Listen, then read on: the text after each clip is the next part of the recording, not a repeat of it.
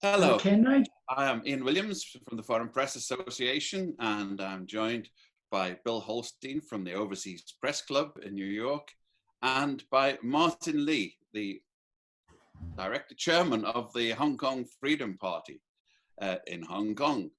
And today is, I wouldn't say it's an auspicious occasion, it's a commemoration of the Tiananmen Square massacre, but it's also hot on the heels of the Chinese People's Commission announcing that it intends to supersede Hong Kong's sovereignty and autonomy and introduce security laws directly and impose them on the Hong Kong Parliament. But the Hong Kong Parliament has jumped like an obedient dog even before the whistle is blown and just passed a resolution, passed laws making it illegal to make fun of the Chinese national anthem, which implies there's no sense of humor at all. I mean, you know, after they've lost all the years of British rule, where the British, for all of their many faults, are actually good at laughing at themselves. Obviously, the PRC is not in that mode. So, Martin, what exactly is the current situation in Hong Kong in terms of the legislation and the threats and the immediate future? We are in a terrible shape. But what's happening recently, it doesn't surprise me at all, because actually Beijing said 6 years ago, June 2014, by publishing a white paper saying that the central government, that is the Chinese Communist Party, has comprehensive jurisdiction over Hong Kong. Now, just see what a difference between the new policy now of Xi Jinping and Deng Xiaoping. Deng Xiaoping's formula was one country, two systems, but Hong Kong people ruling Hong Kong with a high degree of autonomy. Now, suddenly, we find we don't have any autonomy at all. They have comprehensive jurisdiction over us. And what they're doing is implementing the new policy. But they are really implementing it.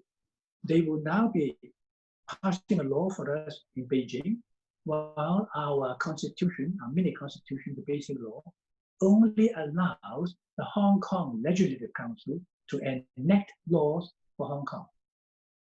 But they say no, they want to exercise their powers under the Chinese constitution to pass laws for Hong Kong. But under Deng Xiaoping's one country, two system, and under the basic law, which is a mini constitution, it has been made very clear in our basic law that the Chinese constitution only applies to mainland China now, together with Chinese laws. But for Hong Kong, the Hong Kong basic law governs us. So they cannot exercise their powers given to them by the Chinese constitution to do something in Hong Kong which is not permitted by the basic law. And so this is a very serious matter, but unfortunately, our chief executive and all the principal officials have completely forgotten that they owe a duty to Hong Kong, first and foremost. They have taken an oath to uphold the Hong Kong basic law, not the Chinese constitution. And they have also undertaken to bear allegiance to Hong Kong and not China. So they're totally confused. And you can see now, Beijing has already got complete control over our government. And they have also control over our legislative council because of the very unfair and undemocratic electoral law. In fact, from 1997 until now, Beijing has always been able to control our legislative council. The next thing they want is to control our courts. And that will spell the end of the one country, two system. Well, that was one of the issues which I wanted to ask you, as especially from your legal expertise.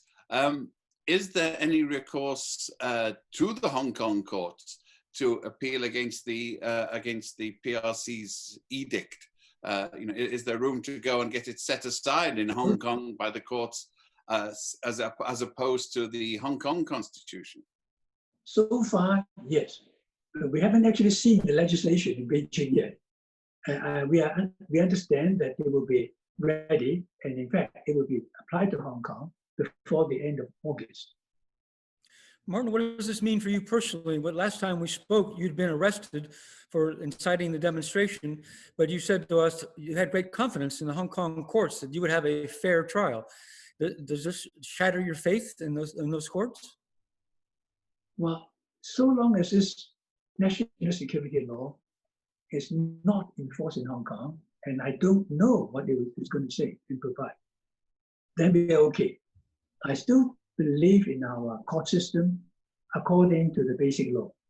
But I'm worried that all this may be taken away by the national security law that they are going to enact for us. Because they have already said that they want to improve our legal system.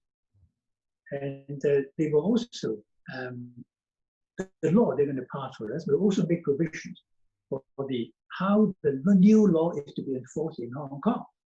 And they already told us that they will be sending Communist Party cadres down to enforce that law in Hong Kong for them. They're putting Chinese mainland security bureaus in yeah. aren't they? Yeah, that's right. I mean, the garrison has kept is sort of hovering in the background as a threat, but it's. I always like the idea it's ensconced in the old Prince of Wales barracks, but they don't seem to. So far, have they made any overt moves or shows of strength from there? No, and in fact, they tried not to be seen by the public, which is a good thing. But sometimes, I think once a year, they would show their strength. They will hold an exhibition in the new territories, and then their troops will then be paraded before the Hong Kong people, and then they go back to the barracks, and they are seen no more until next year. Now, but they don't need to rely on the PLA, People's Liberation Army, to govern us with an iron fist. The police is now taking orders from the Communist Party, we feel. And that is a danger. The police force is supposed to be our police force.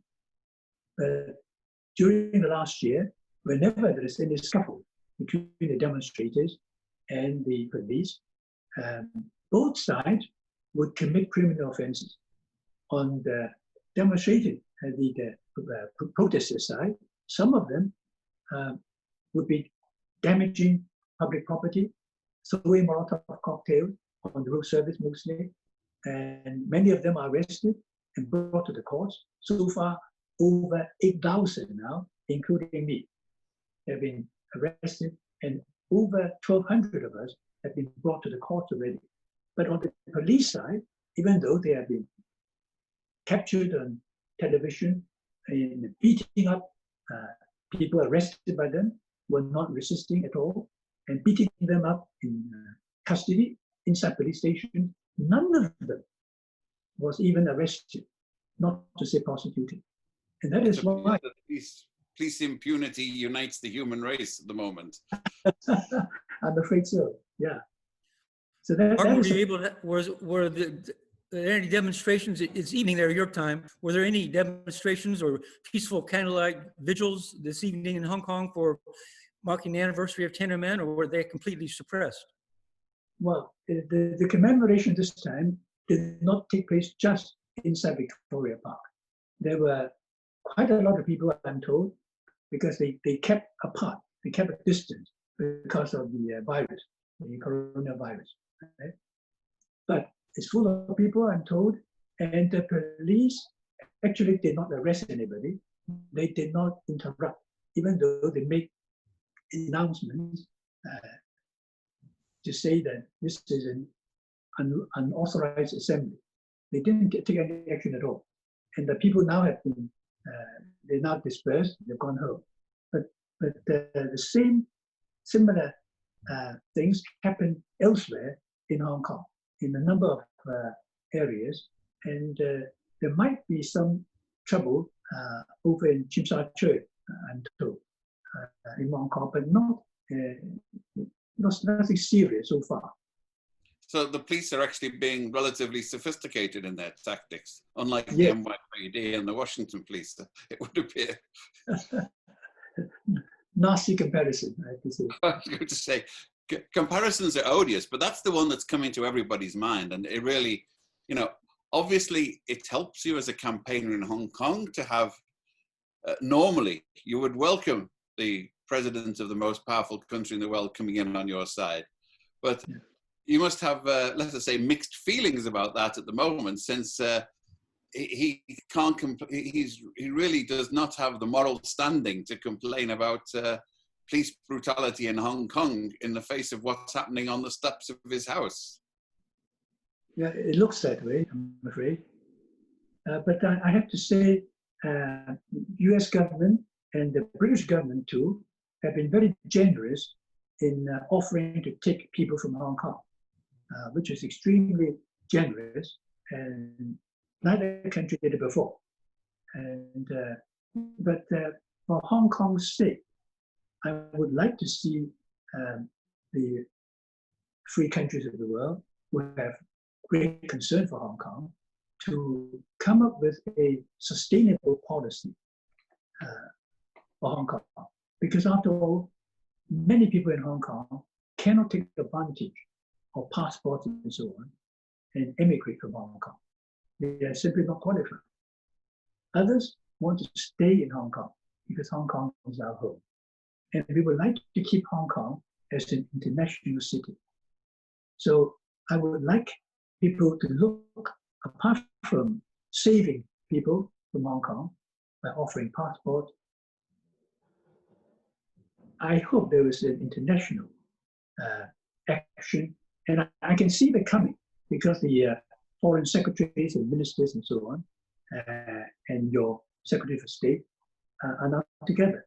So UK, Canada, Australia, and the US. So they're now together, and I'm sure they can come up with something of a sustainable nature. And that would keep Hong Kong going as an international city. Because it is also in China's interest to go back to Deng Xiaoping's one country, two systems. Allow Hong Kong people to rule Hong Kong by giving us democracy, which is already promised and set out in the basic law.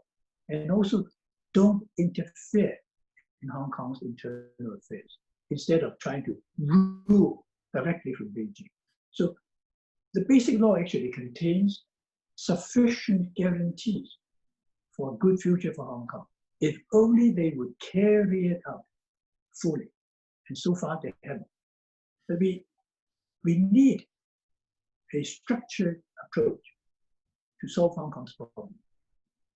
It's funny looking at it from outside, in a sense. It's not funny. It's highly ironic that the two current governments in Britain and the US are somewhat xenophobic in their outlook on everything else, and are suddenly standing on their heads and welcoming massive immigration from Hong Kong.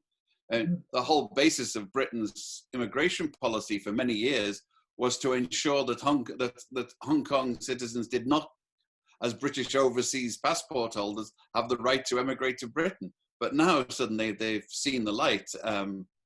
It was recommended at the time by one Conservative minister that Liverpool, my home city, be given over to Hong Kong completely on the grounds that they would make it an economic powerhouse, which was ironically probably true as well, and better food. But it does mean they're standing on their heads and they're going against the sort of whole tenor of their election. There's xenophobic election platforms. So Martin, you were quoted, Martin, you were quoted in today's New York Times saying that there was still time for countries around the world to persuade Beijing that it was in its best interest to allow Hong Kong to remain Hong Kong. Is there really time, or have the critical decisions been made in Beijing that are irreversible? Well, all you need is to persuade one man to go back to Deng Xiaoping's blueprint for Hong Kong. Just one man. So in a way, it's almost impossible. But on the other hand, nothing is impossible in China. When the Communist Party finally sees that it is in its interest to go back to Deng Xiaoping's way, they will do it. And you can see from President Xi Jinping's point of view, China is now the world's second largest economy. Of course, I don't know what will happen to the whole world when this coronavirus comes to an end, because every country can be bankrupt. Now, so assuming all that will be over somehow, and that China even overtakes the USA as the world's largest economy, as some people think is possible and likely, what would he do?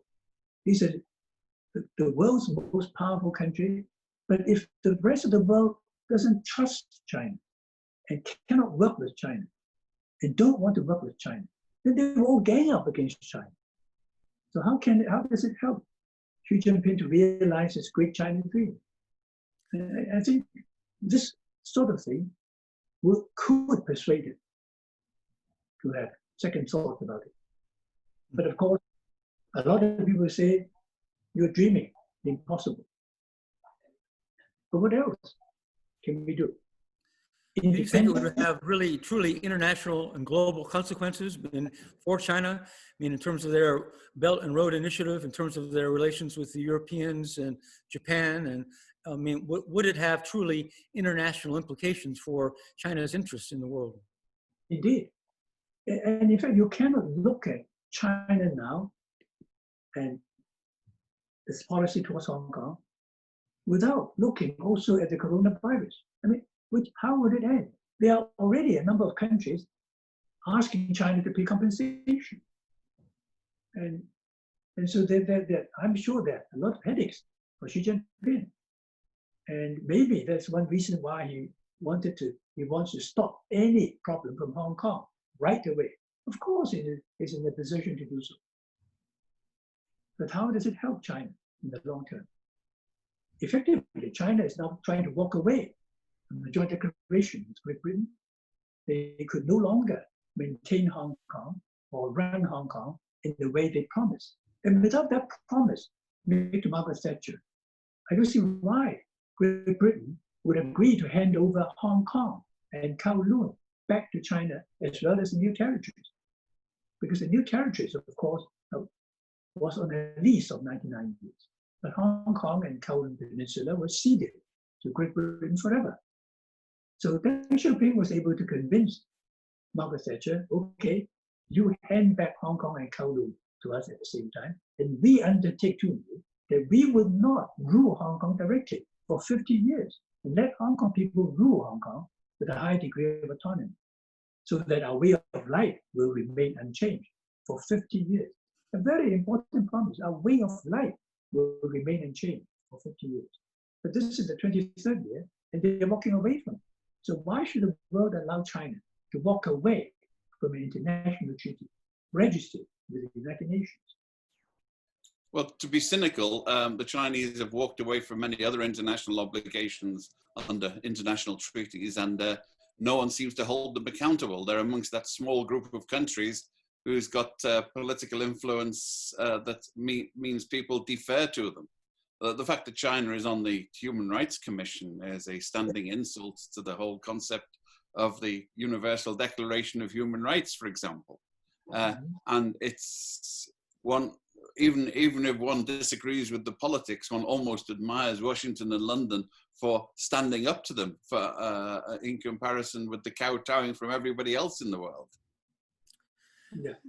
Martin, if this is imposed, if these draconian new regulations and systems are imposed, is it realistic to think that millions of Hong Kong people might leave? I mean, there's 7.5 million people there now, I believe that's the number.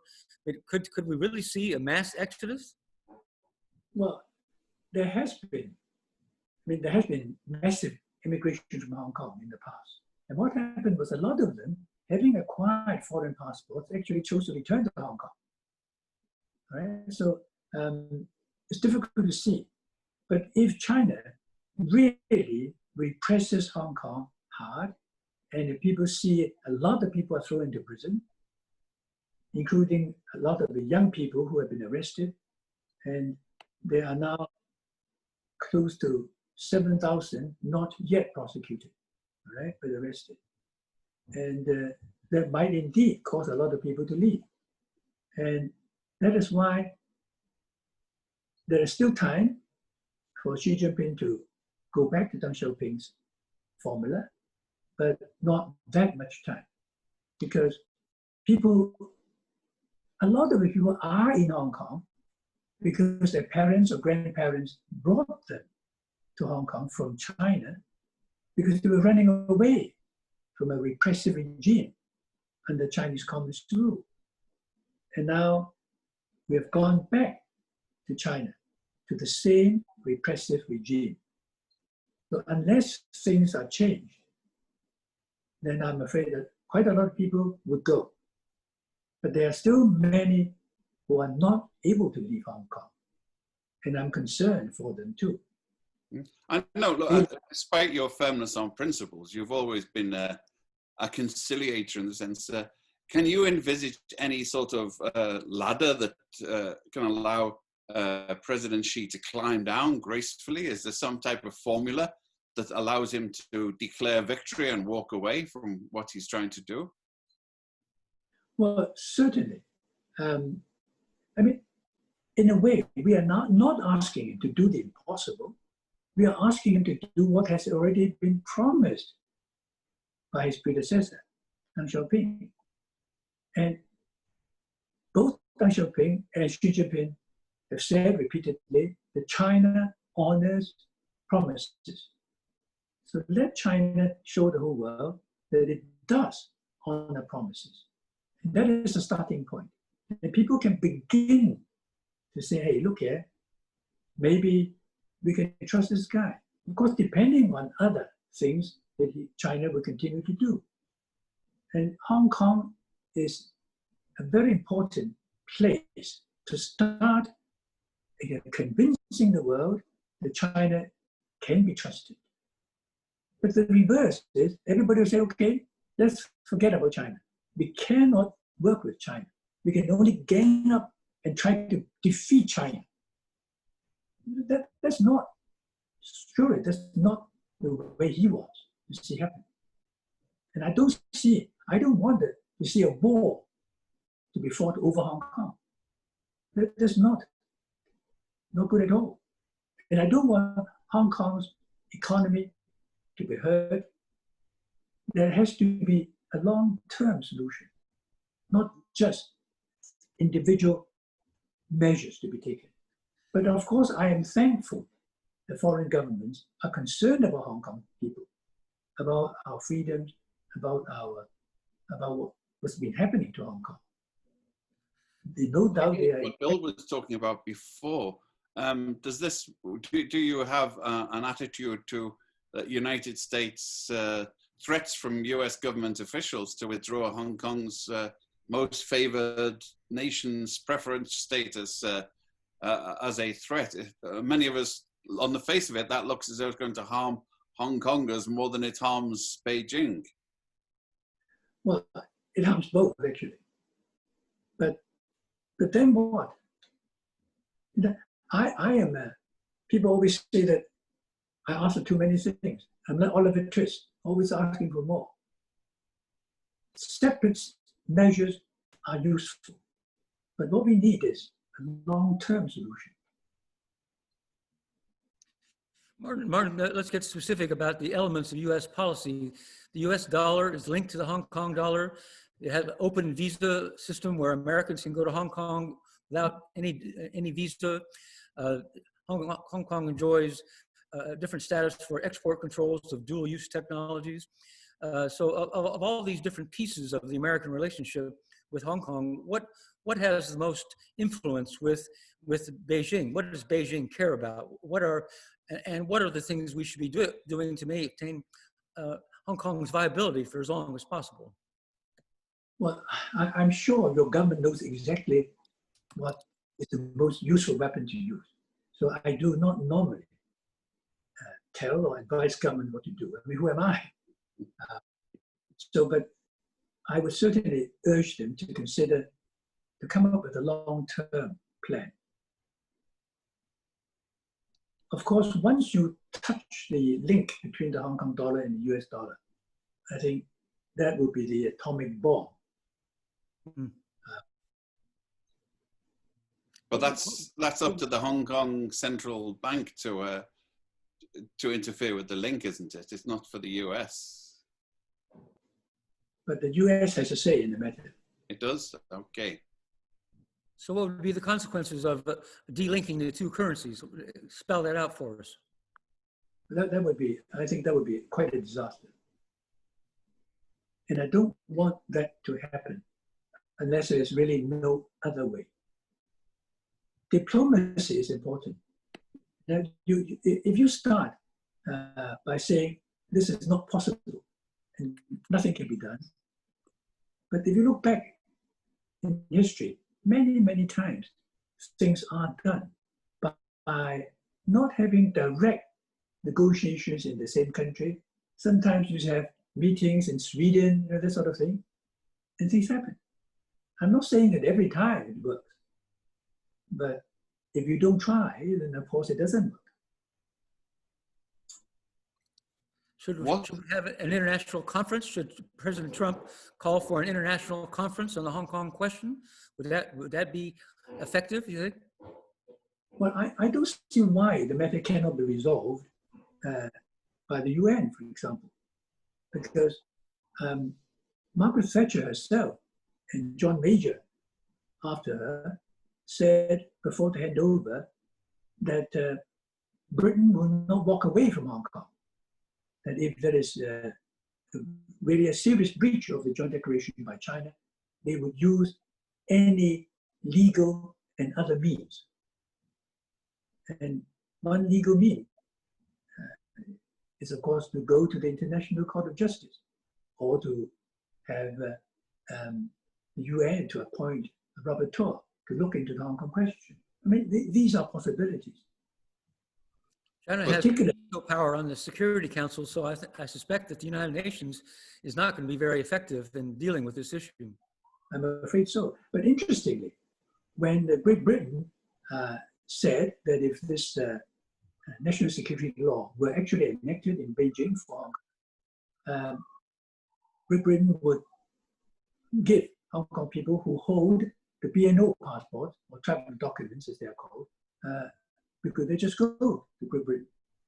And the Chinese government's position was, wait a minute, that would be a breach or a memorandum of understanding between the two governments when the Sino-British Joint Declaration was made. Interesting. And to say, well, this is a legal question and there's international law. And so fine, I mean, if both countries, if each country accuses the other of breaking international agreement and international law and so on, so both countries ought to take the matter to the United Nations for determination. But the PRC hasn't exactly shown much willingness to deal with, for example, its neighbors, its friendly neighbors in many cases, in the South China Sea in terms of international law and international tribunals. Indeed, in the border with India, for example. And, go ahead, Ian. Well, no, I was going to say that was a treaty with the British to begin with. The British are everywhere on these things, causing trouble. They demarcated the boundary with India, between India and Tibet, which does bring up one of the questions that obviously this is, how should we say, communist legal doctrine about the unified nation, but the old China had a long established tradition of suzerainty, in which areas were autonomous as long as they sort of bowed to the emperor and gave lip service to being part of the empire. They were perfectly all right and allowed to do what they like. Vietnam, Korea, Tibet, Manchuria, and I think Xinjiang were all in that position at one point, with pretty much genuine autonomy, as long as they paid lip service to the emperor and sent a token tribute. They were perfectly all right. It seems time for an ancient tradition to be revived. Yeah, but those were the ancient times when it would be very difficult to send an army more than 200 miles away. But now they can, yes. Oh, yeah. So practically, what can the rest of the world do to assist in Hong Kong? Should we be pushing for trade sanctions? Should we be pushing and welcoming the extension of visas and passports to Hong Kong nationals.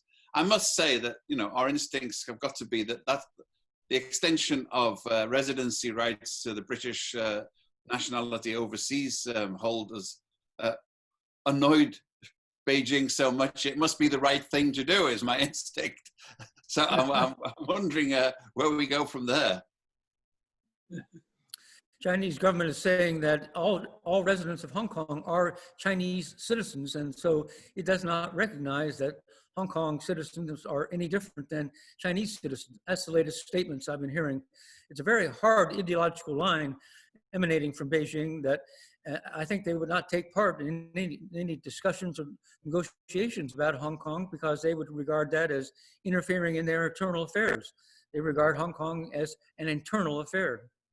No, I don't agree with that, because I mentioned just now, without an international agreement, Hong Kong Island and the Kowloon Peninsula would still be British territory. That's very clear. So that's the first thing. The second thing is, after this joint declaration, Hong Kong and Kowloon now goes back to Chinese sovereignty, right? And this joint declaration was actually registered with the United Nations. Now, pause there and ask the question. If Hong Kong were Chinese internal affairs, why would China register that agreement with the United Nations? Why? It makes nonsense.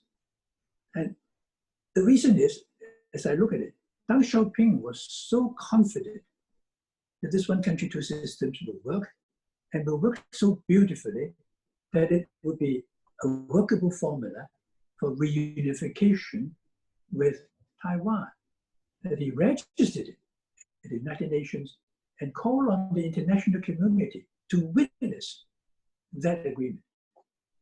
Because the joint declaration was announced in draft form on the 26th of September 1984.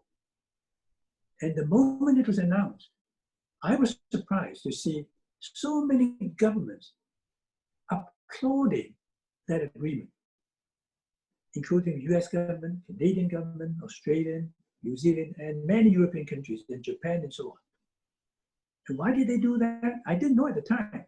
But then I realized, I was told, that both the Chinese and the British governments worked very hard lobbying for international support of their agreement, for fear that a lot of people will continue to leave Hong Kong if they are not confident about their future, and they don't want the international investors to pull out either.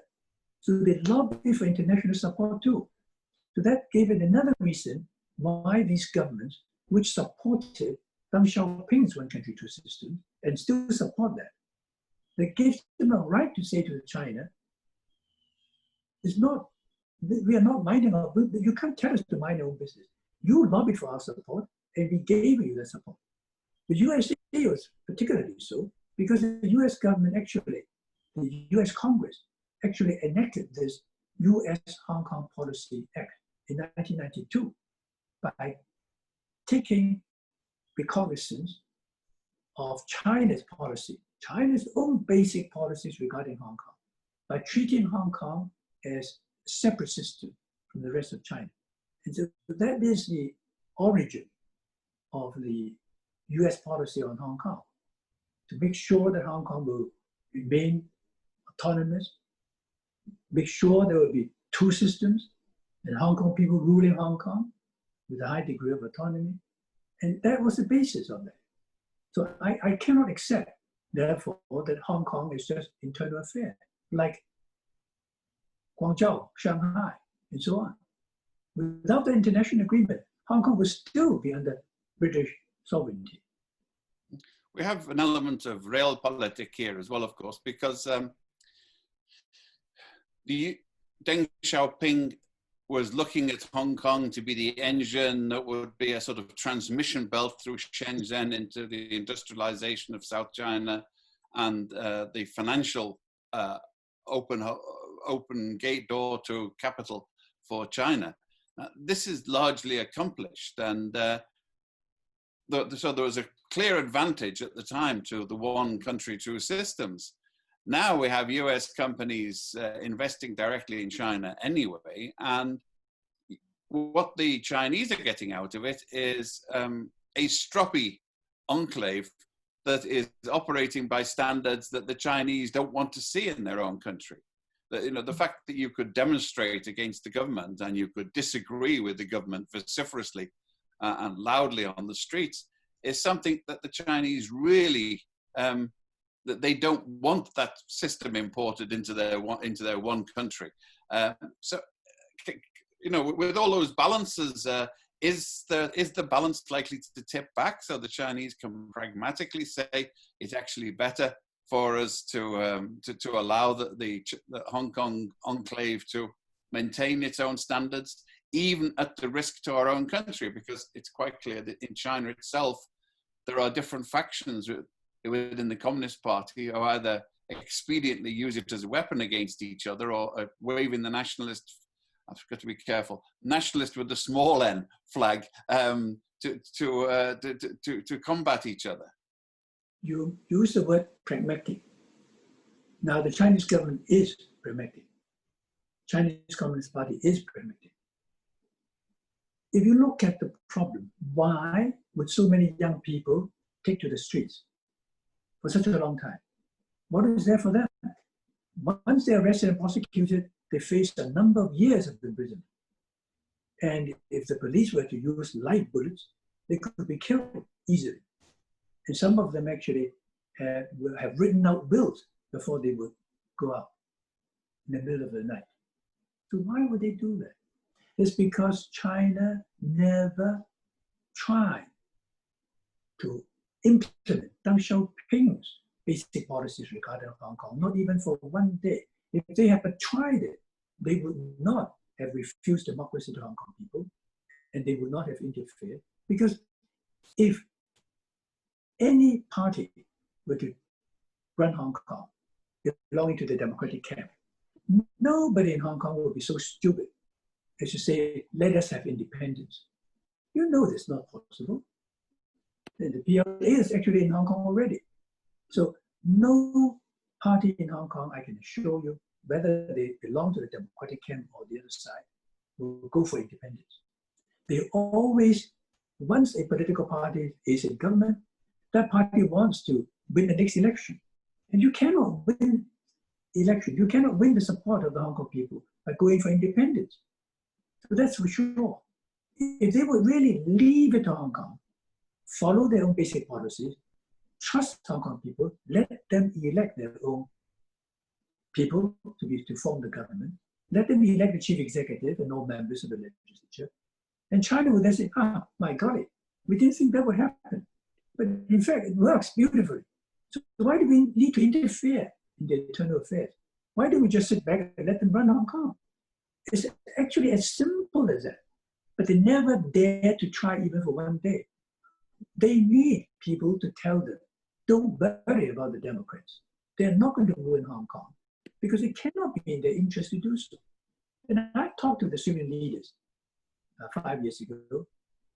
In fact, during the umbrella movement, I asked them if they had actually adhered to their promises contained in the basic law, and of course, the declaration. Give Hong Kong people democracy. They don't interfere with Hong Kong's internal affairs. Would you be happy? He said, of course we will be happy. I mean, that's the starting point. In fact, there was almost nobody. There was nobody came out in public to go for independence until the last chief executive, C.Y. Leung, took an essay from a publication by a student union of the Hong Kong University, suggesting that independence is good for Hong Kong. He's only a student writer. He took that article and then read a few paragraphs in his policy speech, which is the most important speech the chief executive delivers every year in the Legislative Council. He then created this notion of independence. And when Hong Kong people saw that again and again China reneged on the promises as to democracy and promise of no intervention. And last year, they tried to introduce this bill, Carrie Lam, this extradition bill, which would have enabled anybody coming to Hong Kong to be sent back to China for trial on any trump-up charge. That's what caused all the problem. Without these stupid mistakes, why would there be so many riotous situations in Hong Kong? Hong Kong people love peace, and we've always shown it. And we could still have huge demonstrations. Last year, 2 million people demonstrated completely peacefully. And I was actually charged in relation to one event when 1.7 million people took to the streets peacefully, without any problem from start to finish. But I'm charged because the police said, we did not authorize that assembly. But then our basic law gives us. I was a teenage Maoist, and I've got some famous quotes from Chairman Mao, which I think almost justify the Chinese apprehension. He said, if you remember, a single spark can light a prairie fire, and that ideas can have a material force. So the leadership in Beijing is obviously extremely worried that the spark in Hong Kong could fan, regardless of what people are saying. Because, you know, at the time of independence, I think polls said the vast majority of Hong Kongers, given their druthers, would have just as soon kept the status quo as a British as a territory, and as a quasi-independent territory, rather than going into China. So, I mean, maybe the Chinese are being cautiously far-sighted about this. They realize that what's happening in Hong Kong is a potent signal to the rest of China, which is not as secure as it might appear. But as I said, okay, if they chose to go about this way and persist in doing so, of course they will succeed. I mean, it's so easy for China to exercise its full powers over Hong Kong. I mean, they can run Hong Kong as in Xinjiang. They could have concentration camps. Why not? Of course they could do it. And then how is it good for China? This is always a question for China to consider. So easy to turn Hong Kong into another Chinese city, or even less than a normal Chinese city. But then what? What happens then? I mean, these are serious questions which have to be answered. Martin, describe what's happening inside the Hong Kong government. We see that Carrie Lam appears to be subservient and has given up any hopes of maintaining Hong Kong as it is. And other ministers I'm seeing kowtowing in effect to the Beijing line. Are there any pockets of resistance left in the Hong Kong government, or have they essentially knuckled under? Well, occasionally there will be a few people retiring, early retirement, that sort of thing. Whenever anybody does that, they will have to say for personal reasons, family reasons, and so on. But certainly, there has not been a single resignation on principle. Huh. And they won't allow you to do that. You think of your pension and so on. And then, if you're a very rich person, fine. Right? If you're in government, but a very rich person in your own right, you can then. But I doubt it. I doubt it if Beijing will actually allow you to do so. Very often, they have something to hold against you. They know some secrets, skeleton in the closet. Wow. And they will then say, great, don't you dare walking away from your job. Otherwise, we'll tell the whole world. Maybe prosecute you for some offenses and so on. So that is why it's not easy to resign once you are working for the communists. Must be a bit like being in the Trump White House. You have to wait to be fired. I think we're coming towards the end. Bill, do you have any sort of roundup questions or comments? Well, one of the things I was wondering about is whether we're seeing the the implications of Chinese international power, that the fact that more governments have not said something or acted on Hong Kong may be reflected or may demonstrate that China has power now in Africa, Latin America. These countries owe China money. They owe China for bridges, tunnels, ports, and that they're intimidated, that they don't want to risk their relationships with China to say anything about Hong Kong. Do you think there's a connection between China's global power and the relative silence of governments regarding Hong Kong? Of course. But then each government has to think, how many times do you kowtow, or do you kowtow forever? I mean, there comes a time when, for example, this virus, coronavirus, is interesting. And some governments say to China, why did you not tell us the whole truth much earlier than you did? And look at the damage to our economy. So this is happening. And I know not how this will end, how long this virus will continue. Nobody knows. So, of course, the Hong Kong matter goes parallel. So these problems, both problems, are in a way linked together. Well, the question in China seems to be they're more worried about the virus of democracy and civil rights than they are of the ribonucleic acid virus that's about. I think we've almost finished. I can't see any burning questions that you haven't tried to answer. I think now we should say thank you very much, Martin Lee. This is Ian Williams, President of the Foreign Press Association. I've been joined by Bill Holstein from the Overseas Press Club, who co-hosted this presentation. And it's a great honor to have a veteran democracy campaigner like Martin Lee, and even more so on the anniversary of Tiananmen Square. And yes, even more so on the inauspicious occasion of riots in the US to prove that maybe the PRC is not as bad as we make it sometimes. So I'd like to thank you very much all and welcome you. Next week, we have a press conference in which we'll be discussing police impunity, the strength of police unions in American municipalities and the role of that in the way that they deal with rioters. It's not an exclusively Chinese concern, as we know. But once again, thank you very much, Martin. Thank you, Bill. Bye-bye. Thank you. Goodbye, everybody. Thank you for joining us for this broadcast. To learn more about our digital forums and programs, please subscribe to our YouTube channel. For membership information, please visit www.foreignpressassociation.org and on Twitter at FPA New York. This has been an exclusive presentation of the Foreign Press Association.